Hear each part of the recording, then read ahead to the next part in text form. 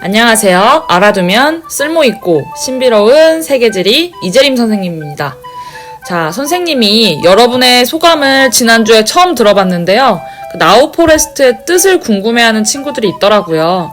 자, 나우 포레스트는 선생님의 이름인 이재림에서 이재, 나우, 림, 포레스트로 영어로 만든 이름이에요.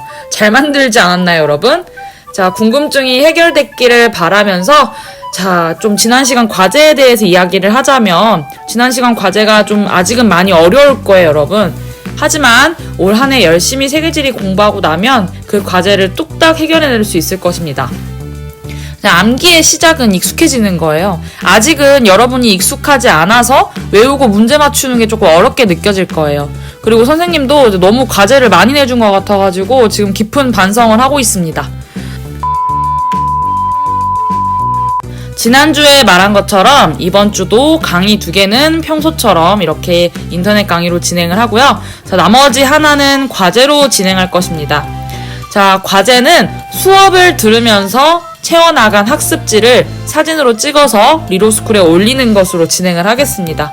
자, 프린트할 수 있는 상황이 아니라서 종이를 못 뽑는 친구들 같은 경우는 한글 파일로 제출해도 좋습니다. 자, 그러니까 이번 주부터는 학습지를 잘 채워나가고 그거를 꼭 마지막 시간, 세 번째 시간에 리로스쿨에 올려주시기를 바랍니다.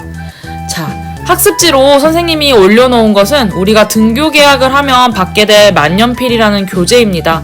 자, 교재를 우리가 직접 받아서 교실에서 공부하는 그날까지 우리 열심히 공부하도록 합시다. 자, 이 시간에는 1단원 세계인식의 시공간적 차이에 대해 배우게 될 것입니다. 자, 본격적으로 수업에 들어가기에 앞서서 이야기하고 싶은 게 하나 있어요. 바로 관점에 따라 세상은 달라질 수 있다는 것에 대해서 이야기하고 싶은데요. 관점에 따라서는 우리는 남반구에 살고 있는 것일 수도 있어요. 자, 나우 포레스트가 이렇게 공중제비를 돌아서 물구나무를 서서 세계지도를 바라본다면 우리가 사는 한반도는 남반구에 위치한 모양새겠죠? 자, 이와 관련된 대표적인 드라마 장면이 있어요. 바로 미생의 한 장면인데요. 이 드라마 한 장면을 보면서 우리가 평소 생각하고 있는 지도의 모습과 그리고 관점을 달리했을 때의 지도의 모습에 대해 한번 생각해보는 시간을 갖도록 하겠습니다.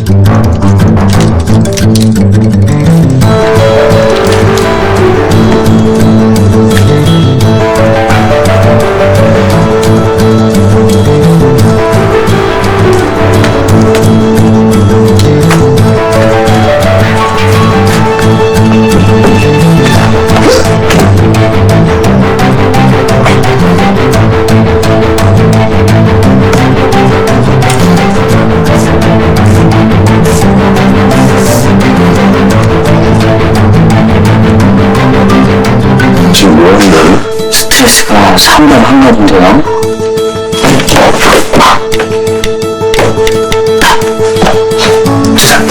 여기 원 인터내셔널 15층인데요. 119죠? 예, 지금 응급차 누구야? 그러니까 기존 룰을 따르기보다 판을 흔드는 게 안 그래. 그건 아니지. 판을 흔들어? 예, 그러니까 지도를 볼 때요. 북쪽을 위쪽으로 생각하는 것도 일종의 관습이 아닐까 싶어서요. 실제로 우주에 떠있는 지구는 위아래 구분이 없지 않을까요? 자, 영상 잘 봤나요, 여러분? 선생님은 오랜만에 미생을 보니까 정말 임시완이 인상적이네요. 하지만 임시완 말고 내용을 봐야겠죠, 여러분?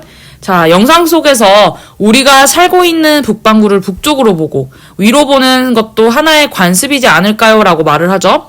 실제로 우주에 떠있는 지구는 위아래 구분이 없지 않을까요? 이렇게 말을 하고 있어요.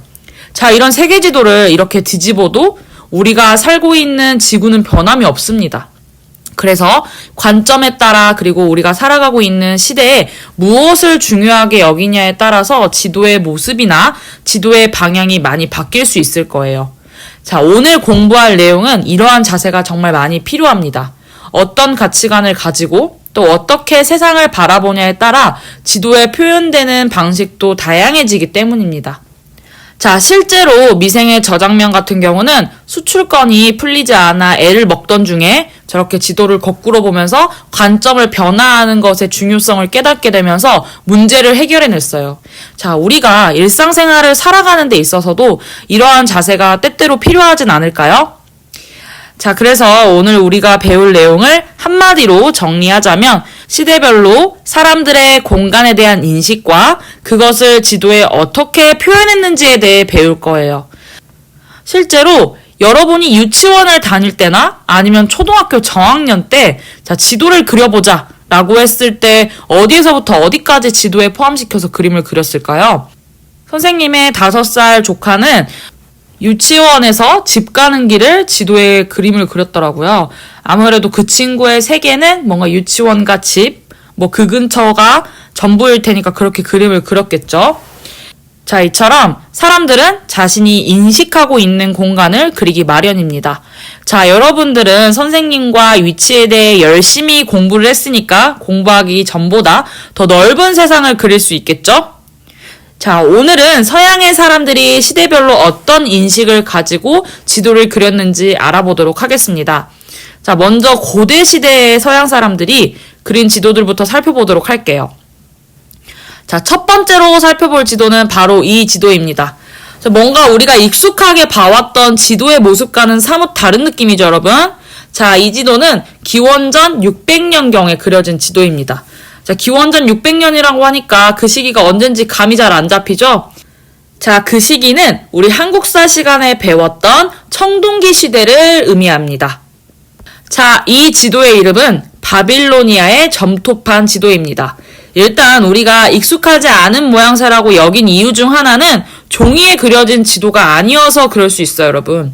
실제로 이 지도는 종이가 만들어지기 전에 탄생한 지도이기 때문에 지도가 이런 종이가 아닌 곳에 그려져 있는 게 특징입니다.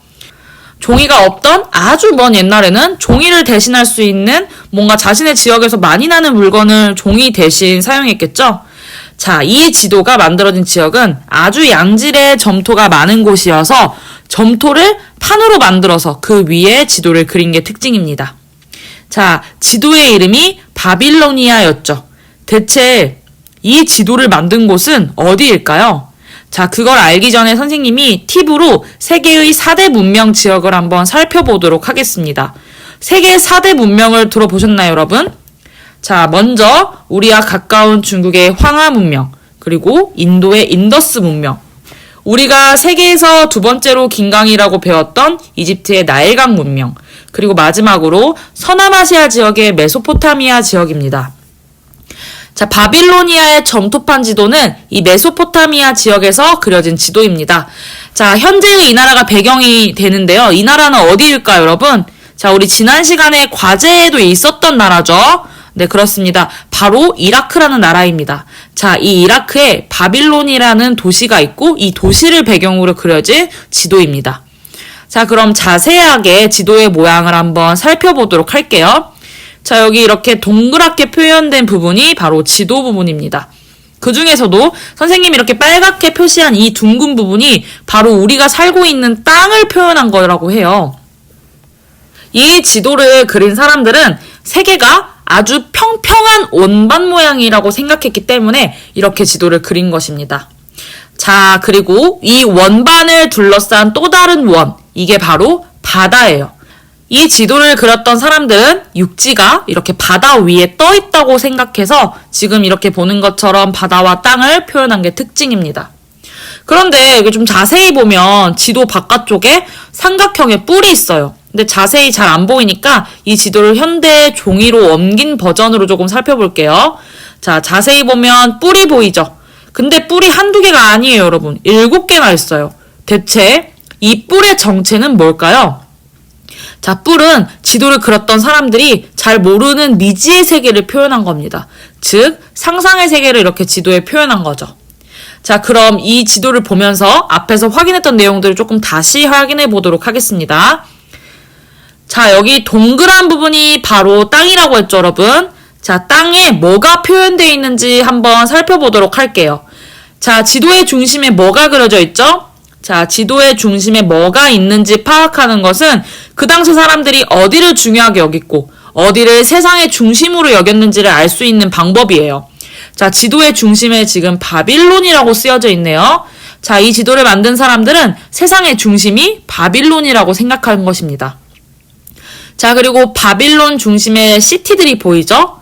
자, 주변의 도시국가들을 이렇게 표현한 거예요. 자, 당시 사람들이 어디까지를 세상의 범위로 파악했는지 알 수 있겠죠, 여러분. 자, 이 지도를 그린 사람들은 바빌론과 그리고 그 주변 국가들, 주변에 있는 도시국가들을 세상이라고 표현을 한 거예요. 그리고 잘 모르겠는 세상들은 이렇게 삼각형으로 표현을 한 게 특징입니다.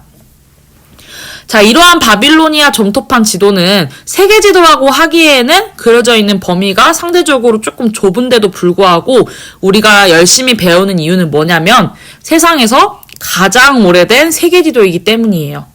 기원전 600년경 청동기 시대에 그려진 이 세계지도가 아직까지도 뭘 그렸는지 보일 정도로 보존이 잘 돼 있다는 게 너무 신기하지 않나요, 여러분?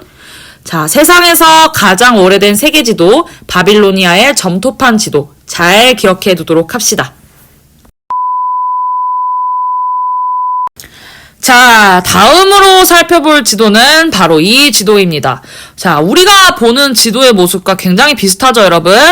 자, 이 지도는 기원전 200년경에 제작된 지도입니다. 근데 기원전 200년 전에 그려진 지도치고는 굉장히 컬러풀하죠. 자, 제작된 당시에는 이 지도의 가치관이 당시 사람들이 생각했던 것들과는 조금 많이 다르다 보니까 주목받지 못했대요. 그래서 사실 우리가 보고 있는 이 모습은 르네상스 시기인 15세기에 복원된 것입니다.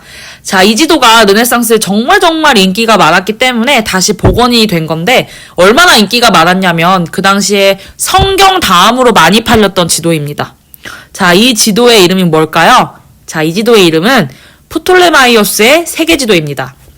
자, 성경 다음으로 많이 팔렸다고 하니까 그 인기가 좀 체감이 되나요, 여러분? 자, 이 지도는 왜 프톨레마이오스의 세계지도라고 불리냐면 클라우디오스 프톨레마이오스라는 사람이 만든 지도이기 때문입니다. 자, 만든 사람의 이름을 따와서 프톨레마이오스의 세계지도라고 부르는 겁니다. 근데 이 지도 같은 경우는 프톨레마이오스가 직접 세계를 돌아다니면서 그린 지도가 아니라 세계 곳곳을 돌아다닌 상인들의 말을 듣고 만든 지도래요. 상상력이랑 세밀함이 장난이 아니죠, 여러분. 이 지도를 자세히 보면은 실제로 8,000개의 지명이 표시되어 있대요. 선생님은 진짜 리스펙하다고 생각한 게 아무리 이야기를 듣고 그림을 그렸다고 하지만 이 정도로 이렇게 자세하게 심지어 8,000개가 넘는 지명을 지도에 표현할 수 있다라는 그 능력 자체가 정말 대단한 것 같아요. 또 지도 가장자리를 보면 좀 신기한 게 그려져 있죠? 지도 가장자리에 사람들이 그려져 있습니다. 지금 이 사람들은 뭘 하고 있는 걸까요? 조금 자세히 보도록 할게요. 자, 자세히 보면은 바람을 불고 있어요. 자, 볼을 부풀어 가면서 바람을 불고 있는 모습이 표현이 잘 돼 있죠? 자, 이분들은 바람을 불게 하는 풍신들이에요. 그래서 이 당시 사람들은 바람이 이렇게 신이 볼을 부풀어 가면서 불어가지고 불어지는 거라고 생각했기 때문에 이렇게 지도에 표현을 한 것입니다. 당시의 사람들의 뭔가 가치관과 생각이 또 드러나는 면을 확인할 수 있죠, 여러분? 자, 그럼 자세하게 이 지도에서 세계를 어떻게 표현하고 있는지 살펴보도록 하겠습니다. 자, 먼저 이 부분은 어디일까요, 여러분? 어디를 그린 걸까요? 자, 여기 자세히 보면 아시아라고 적혀 있습니다. 바로 아시아를 그린 것입니다. 자, 그럼 이 부분은 어디일까요? 자, 잘 안 보이긴 한데 여기 자세히 보면 유럽이라고 적혀 있거든요. 바로 유럽을 표현한 것입니다. 자, 그럼 유럽 밑에 있는 이 땅은 뭘 그린 걸까요? 자, 마찬가지로 자세히 보면 아프리카라고 적혀 있어요. 이 땅은 아프리카를 그린 것입니다. 자, 프톨레마이오스는 이 지도에 구대륙을 모두 표현한 게 특징입니다. 자, 신대륙이 발견되기 전에 그려진 지도라서 신대륙은 표현되어 있지 않은 것이 특징입니다. 자, 그럼 구대륙을 표현했기 때문에 이 당시 사람들이 구대륙, 아시아, 아프리카, 유럽을 세계의 전부라고 인식했던 그 당시 사람들의 세계관도 이해할 수 있겠죠, 여러분? 근데 지도를 자세히 보면 가로선이 보이나요, 여러분? 자, 우리가 1강에서 배웠죠. 이렇게 지도에 가로선으로 표현된 것을 우리 뭐라고 부른다고 했죠? 또 복습 열심히 한 친구들은 지금 대답 잘 하고 있겠죠? 네, 그렇죠. 바로 위도를 표현한 위선이 그려져 있는 것이 특징입니다. 자, 자세히 보면 또 세로선도 보이네요. 우리 세로선도 뭘 표현하는지 1강에서 다 공부했었죠? 기억 잘 나시나요, 여러분? 네, 그렇습니다. 이 세로선은 경도를 표현한 경선입니다. 자, 기원전 200년 전경에 그려진 그림인데, 지도인데, 우리가 보는 지도랑 굉장히 유사하게 위도도 그려져 있고, 또 경도도 표현되어 있죠. 자, 어떻게 그렸으면 이렇게 현대의 지도와 비슷한 모양의 지도를 그릴 수 있었을까요? 자, 그 해답을 이 나우 포레스트가 쓰고 있네요. 나우 포레스트가 모자를 새로 장만한 걸까요? 아니면 이렇게 어느 날 머리에서 뿌리 팍 하고 자란 걸까요? 자, 다 아니고요. 이 원뿔을 이용해서 지도를 만든 겁니다. 자, 이런 걸 우리는 투영법이라고 배울 겁니다. 자, 이런 원뿔이나 아니면 원통을 지구본에 씌워요. 마치 모자 씌우듯이 씌운 다음에 빛을 비칩니다. 자, 빛을 비춰서 원통이나 원뿔에 비춰진 부분을 종이에 그려가지고 지도를 그리는 겁니다. 자, 원뿔을 이용해서 그렸기 때문에 이 지도는 원뿔 도법이라는 방법에 의해 만들어진 지도입니다. 자, 조금 더 자세하게 살펴볼게요. 자, 이렇게 지구본을 모자로 쓰지 않고 이렇게 지도 그리는데 양보한 나우 포레스트의 모습 굉장히 아름답죠? 자, 이렇게 지구본에 원뿔을 씌워요. 그런데 이렇게 지도를 그리려면 일단 지구를 구체로 생각을 해야지 이렇게 그릴 수가 있겠죠? 자, 바빌로니아의 세계지도처럼 땅을 평평한 원반으로 생각한다면 애초에 원뿔을 씌울 수가 없겠죠. 자, 그래서 프톨레마이오스가 지구를 구체로 인식했다라는 사실도 알 수 있습니다. 자, 이렇게 지구본에 원뿔을 씌운 다음에 중심에 빛을 비춰요. 그럼 지구본의 위선이나 경선이 빛을 받아가지고 원뿔에 있는 종이면에 비춰지겠죠. 자, 원뿔에 비춰진 것을 그대로 펼쳐가지고 종이에 그린 게 바로 이 프톨레마이오스의 세계지도입니다. 자, 지도가 만들어진 과정이 좀 이해가 되나요, 여러분? 자, 그럼 이 프톨레마이오스의 세계지도가 그 당시에 성경 다음으로 많이 팔릴 정도로 인기가 많다고 했잖아요. 그럼 어떤 사람들이 어디에 이 지도를 사용한 걸까요? 자, 이러한 프톨레마이오스의 세계지도는 콜럼버스가 실제로 항해할 때 사용한 지도예요, 여러분. 자, 콜럼버스와 함께 젤럼버스가 등장을 하네요. 젤럼버스한테 콜럼버스의 옷을 한번 입혀봤어요. 선생님이 1강에서도 말했다시피 지도에서 위선과 경선, 즉 위도와 경도 같은 경우는 어떤 위치를 찾아가는데 도움을 주는 주소 같은 역할을 한다고 했죠. 자, 그래서 콜럼버스도 이 위도와 경도가 표현되어 있는 프톨레마이오스의 세계지도를 이용을 해가지고 항해를 한 것이 특징입니다. 근데 앞에서 우리 확인한 것처럼 프톨레마이오스의 세계지도에는 구대륙만 표현되어 있죠. 그래서 콜럼버스가 아메리카를 아시아의 어딘가, 인도의 어딘가라고 생각했던 이유, 그래서 카리브해 연안을 서인도 제도라고 불렀던 이유 자체가 이 지도에 아메리카가 없기 때문입니다. 자, 앞에서 아메리카가 왜 아메리카가 되었는지 선생님이 이야기했던 것도 잘 기억나죠, 여러분? 자, 이러한 이유로 콜럼버스가 죽을 때까지 아메리카 땅을 아시아라고 인식하고 있었던 것입니다. 자, 프톨레마이오스의 세계지도 좀 이해되나요, 여러분? 자, 그러면 선생님이 학습지를 이용해서 함께 정리해보도록 하겠습니다. 교재를 받아서 함께 공부했으면 좋았을 텐데 그게 안 돼서 좀 아쉽긴 한데요. 자, 함께 정리해볼게요. 자, 먼저 지도의 중심은 앞에서 말했듯 지도를 그렸던 당시 사람들이 어디를 중요하게 여겼는지 알 수 있는 포인트이기 때문에 우리 살펴본다고 했죠. 자, 바빌로니아의 세계지도에서 중심은 어디였죠, 여러분? 네, 그렇습니다. 바빌론이었습니다. 자, 바빌론은 현재 이라크에 위치해 있다고 했죠. 자, 그럼 표현 범위는 우리가 왜 알고 있어야 할까요? 자, 표현 범위는 어디까지를 세계로 인식했는지 알 수 있는 요소이기 때문에 우리가 확인을 해볼 거예요. 자, 바빌로니아 점토판 지도에서 바빌론과 그 주변 도시 국가들을 표현했죠? 자, 그럼 지도를 다시 확인하면서 한번 우리 정리해 보도록 하겠습니다.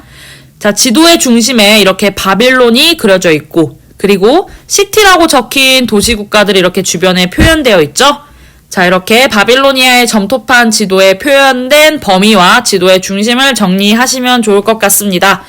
자, 이러한 바빌로니아 점토판 지도의 특징을 조금 더 살펴볼게요. 자, 이 지도가 왜 중요하다고 했죠, 여러분? 그렇습니다. 세계에서 가장 오래된 세계 지도이기 때문에 우리가 유의미하게 공부한다고 했습니다. 자, 그리고 이렇게 원반 모양으로 현실의 세계를 표현했고요. 외곽의 삼각형의 뿔로 미지의 세계, 즉 상상의 세계를 표현했다고 우리 공부했습니다. 자, 그럼 포톨레마이오스의 세계 지도를 한번 정리해 보도록 하겠습니다. 자, 이 지도는 위의 지도처럼 지도의 중심을 딱히 살펴보지는 않을 거예요. 자, 표현 범위로 넘어가도록 하겠습니다. 자, 먼저 이 부분은 뭘 그린 거였죠? 그렇죠, 아시아죠. 자, 이 부분은요, 네, 유럽입니다. 자, 마지막으로 이 부분은 아프리카였습니다. 자, 포톨레마이오스의 세계 지도에는 그 당시 세계의 전부라고 생각했던 구대륙이 전부 표현되어 있습니다. 자, 이러한 포톨레마이오스의 세계 지도는 원뿔 도법이라고 불리는 투영법에 의해 그려졌다고 했습니다. 자, 이렇게 투영법을 사용할 수 있었던 것 자체가 지구를 구체로 인식했기 때문에 가능했던 것입니다. 자, 지구를 구체로 인식하고 투영법을 사용해서 지도에 뭐가 표현되어 있다고 했었죠? 네, 그렇습니다. 지도에 위도와 경도가 표현되어 있었다고 했죠. 자, 그리고 앞에서도 선생님이 강조했던 것처럼 위도와 경도를 지도의 어떤 위치를 찾아가는 주소라고 했기 때문에 콜럼버스가 항해할 때 사용했던 지도라고 하였습니다. 자, 정리가 되셨나요, 여러분? 자, 고대의 서양 사람들이 세상을 어떻게 인식하고 어디까지를 세상의 범위로 살펴봤는지 좀 감이 잡히나요, 여러분? 자, 오늘 우리는 고대의 서양 사람들이 세계를 어떻게 인식하고 또 그걸 어떻게 지도에 담아냈는지에 대해 살펴보았습니다. 자, 다음 시간에는 여기에 이어서 서양의 중세 그리고 근대의 사람들이 지도를 어떻게 그렸는지, 어떤 생각을 가지고 살아갔는지 그것을 바로 지도를 통해서 살펴보는 시간을 갖도록 하겠습니다. 자, 학습지 잘 정리하시고 우리 다음 시간에 만나도록 하겠습니다.